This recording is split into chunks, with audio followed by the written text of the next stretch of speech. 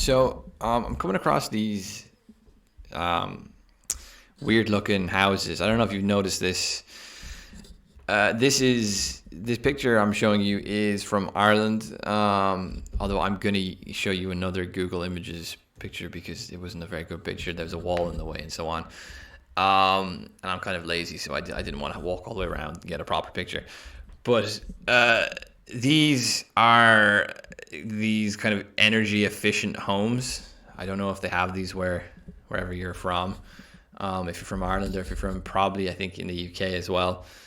These are kind of becoming well, they're not becoming. They have been more and more fashionable over the past, I don't know, like 5, 6, 7 years, something like that. And there's this wonderful irony to them because you'll notice, well, other than the sheer ugliness of them, you'll notice there's no chimney or like either a fireplace chimney or a wood stove burning chimney.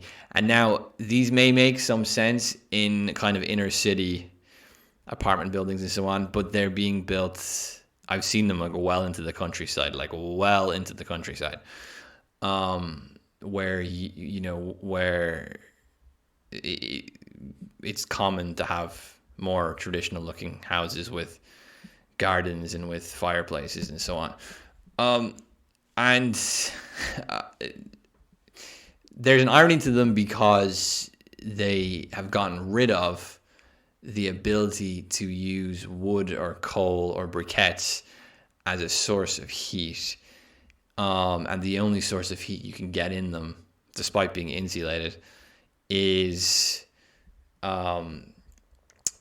gas and oil, which we are increasingly struggling to get as much of Europe relies on getting it from a country which we are now, for all intents and purposes, in some sort of war with, or at least the United States is I should say in a war with, and we are drawn into that war.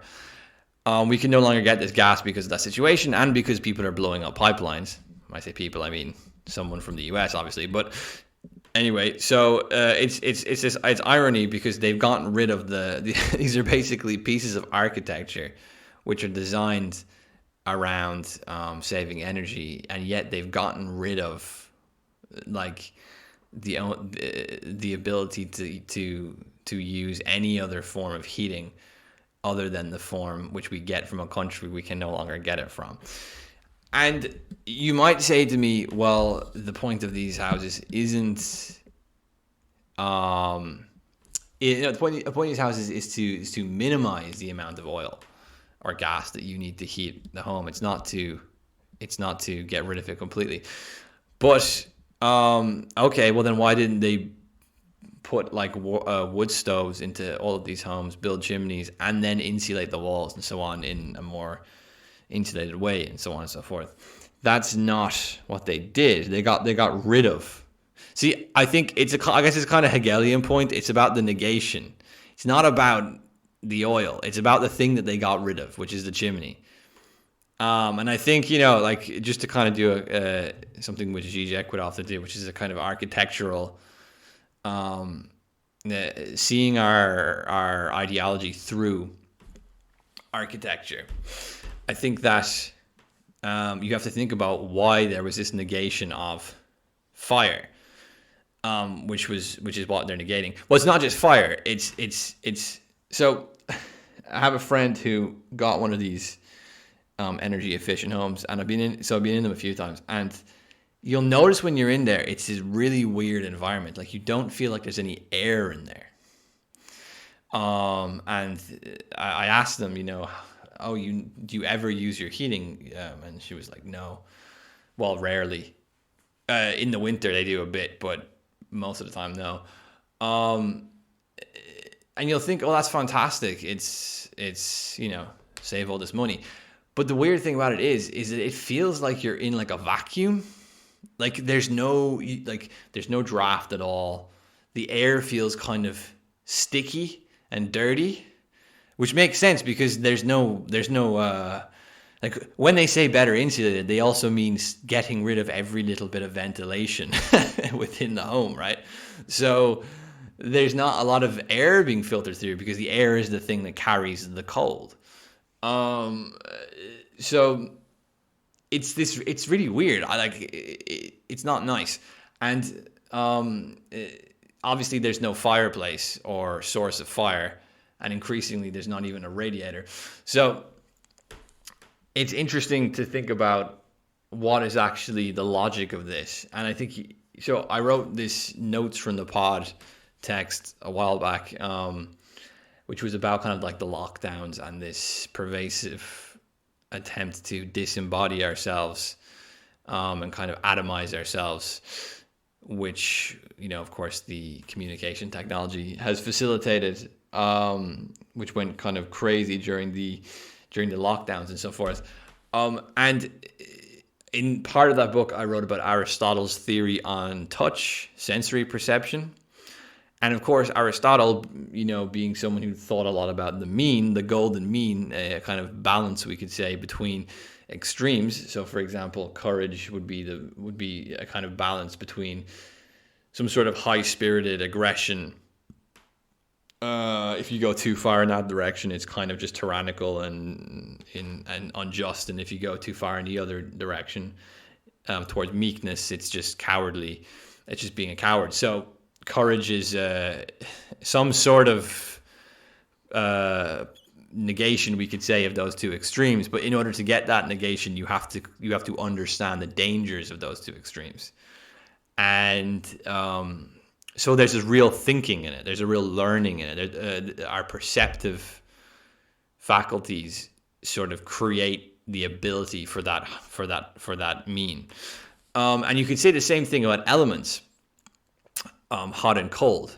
So again, Aristotle said touch is unique from the other senses, because if you hear if a gun goes off beside your ear and your ears start ringing, you might damage your ears, but you'll still live. I mean, if you stare at the sun with the binoculars, you'll probably damage your eyes, but you'll still live. Whereas touch is our perception of touch, hot and cold, and also I'd say hard and soft, sharp. You know, if you understand something is sharp, you know not to throw it at someone.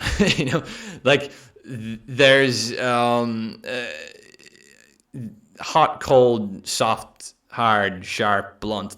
These are perceptive abilities which a lot more is at stake because life itself is at stake.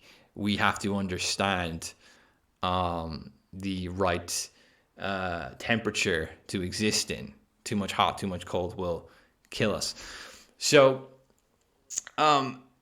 these energy insulated homes, they're not designed actually on a practical level to save energy, because they don't actually respond to the energy crisis the way which would be rational. They're designed to insulate us from extremes of hot and cold. And I think you see this in the fact that it's almost unfashionable, isn't it, to have like a fire in your house? This is like quaint, or maybe even dangerous. Like, ooh, you might burn yourself, or burning wood, you might have to like chop the wood up or like pick it up or something. It's so much better to just have your smart app attached to every object in your house and just scroll through it and then click. You know what I mean? There's this kind of like fashionable kind of aversion and disgust of anything that is that resembles a kind of extreme of embodiment too much. Anything about the world which reminds us of the world too much, and that we have to kind of navigate the world on a physical level too much, on a sensory level too much, is increasingly seen by our sort of upper class, fashionable, ruling class ideology, kind of techno-optimism, technocracy, a kind of managerial elite who work as these disembodied bobbleheads on screens within the completely disembodied symbolic economy of managing money, of managing media, of managing basically kind of symbolic management, which our elite is engaged in. There's this fashionable repulsion for anything to embodied, and so that might explain why getting rid of a fireplace in a house, it's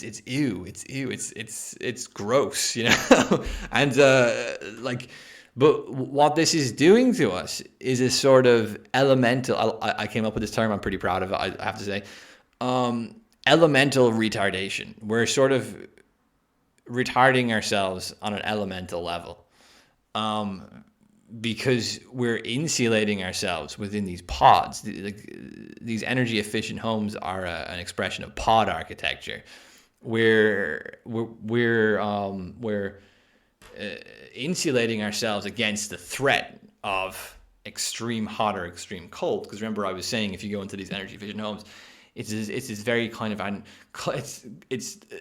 the climate is very androgynous, we'll say. In more than one way, and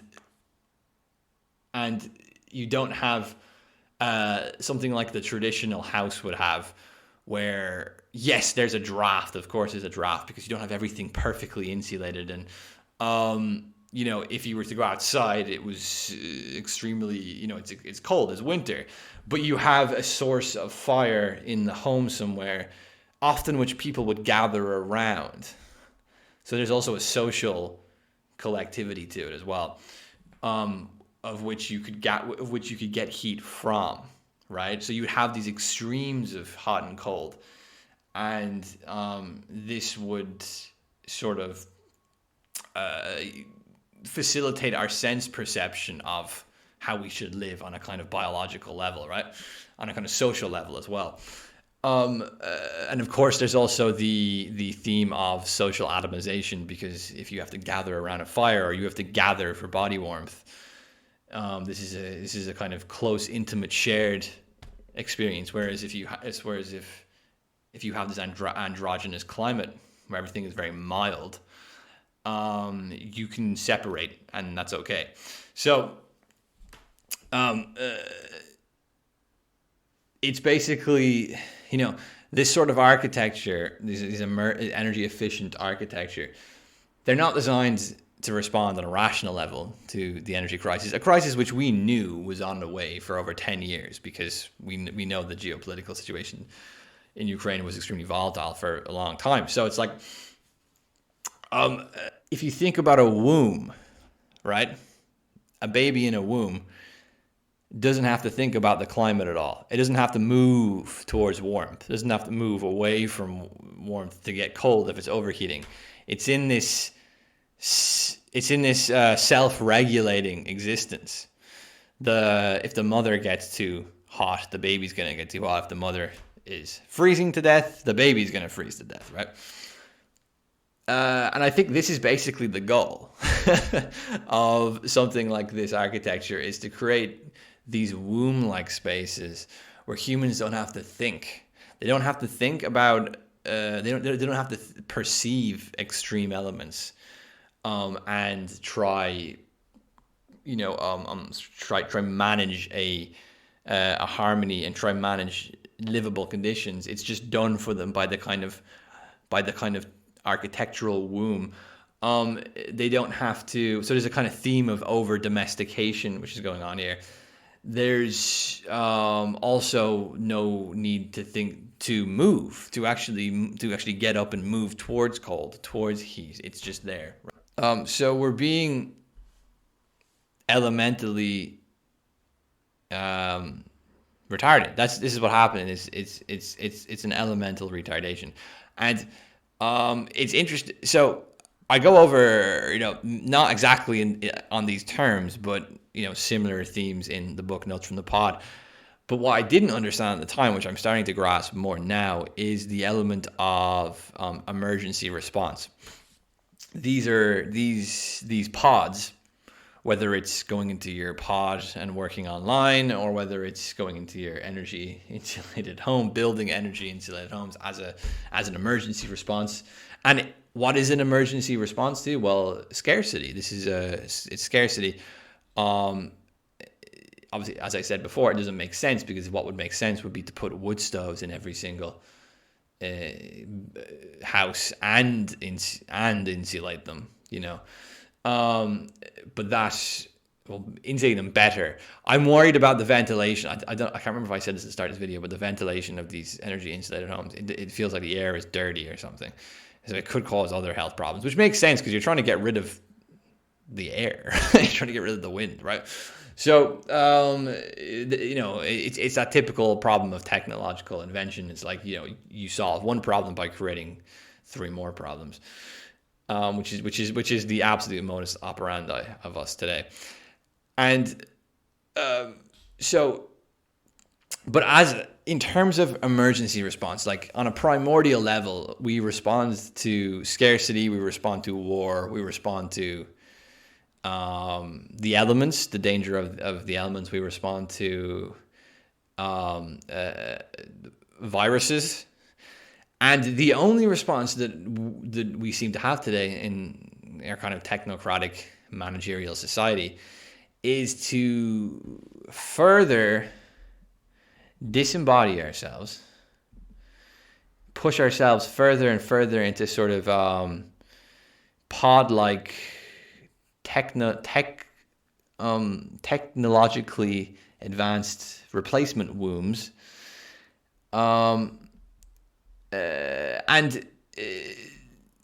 this seems to be a sort of world death, doesn't it?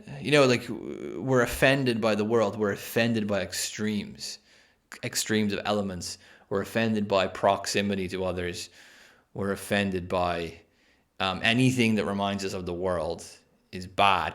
And there's this emergency retreat further and further and further into a kind of simulacra, and it's not just a screen simulacra; it's also an elemental simulacra of